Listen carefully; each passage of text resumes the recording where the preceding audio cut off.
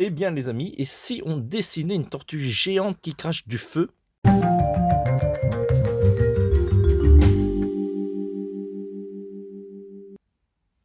Hello les amis, je suis auteur-illustrateur depuis plusieurs années, on me connaît sous le pseudo TVH sur le web, et aujourd'hui on va dessiner Bowser, ou Koopa je crois en japonais, parce que le jeu Mario New 3D World va bientôt sortir. Il va sortir normalement aujourd'hui.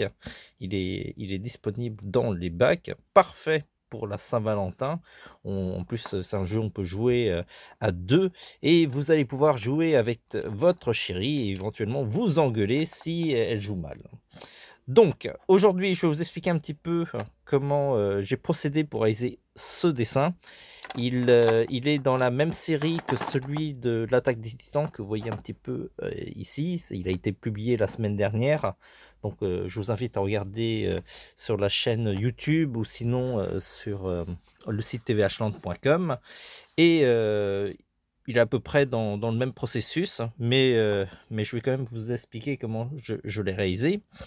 Donc, le dessin est réalisé sur Shikishi, comme celui-ci, de la marque Graphite. Le Shikishi que j'ai utilisé ici, c'est un Shikishi haut de gamme avec du papier washi. Alors, le papier washi, c'est du papier japonais. Je ne sais pas exactement comment c'est fabriqué. Mais en tout cas, la particularité, c'est un papier qui absorbe énormément l'encre. Et du coup, c'est hyper pratique lorsque vous faites de la calligraphie, parce que du coup, l'encre sèche très très vite, et du coup, vous n'avez pas à avoir peur que ça noircisse vos mains, parce que l'encre n'est pas encore sec. Donc, pour savoir aussi, c'est que c'est un papier qui est un peu plus fragile que la normale, et donc si vous gommez, vous allez voir il vaut mieux avoir une gomme qui est plutôt délicate. Je vous conseille les gommes mie de pain qui sont pas mal, et sinon vous avez d'autres gommes pour des supports délicats qui sont mieux pour du papier washi. Et donc je dessine avec des mines rouges. D'ailleurs on voit peut-être encore des traits rouges. Alors je vais peut-être m'approcher pour voir. Vous voyez, au niveau du doigt, on voit encore les crayonnés rouges, même au-dessus du front, là, on voit des traits. Et donc, je dessine en traits rouges pour éviter après de gommer, parce que comme ça, je laisse tel quel. Je laisse tel quel, et du coup, c'est beaucoup plus simple pour moi. Alors, il faut savoir, c'est que ces mines sont légèrement plus fragiles que des mines graphite, hein, c'est un petit peu normal. Et donc j'utilise un porte-mine de la gamme incassable. Alors celui-là, c'est de d'Elguard. C'est un porte-mine qui a un système de ressort à l'intérieur. Et donc lorsque vous appuyez fortement sur la mine, il va réduire la pression grâce à ce système de ressort. Du coup, la force que vous mettez sur la mine n'est pas intégrale, et c'est assez pratique, ça marche très très bien.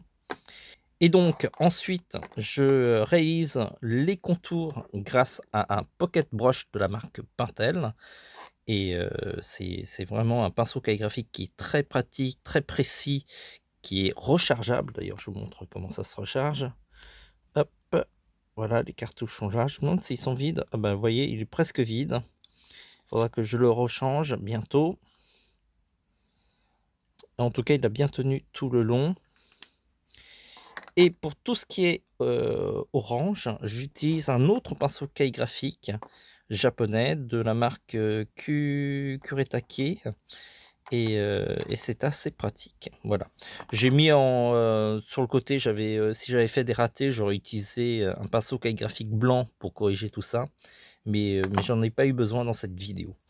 Sur ce, je vais montrer l'intégralité de la réalisation qui sera en accéléré. Je vais essayer de vous mettre à peu près 7 minutes de réalisation en entier.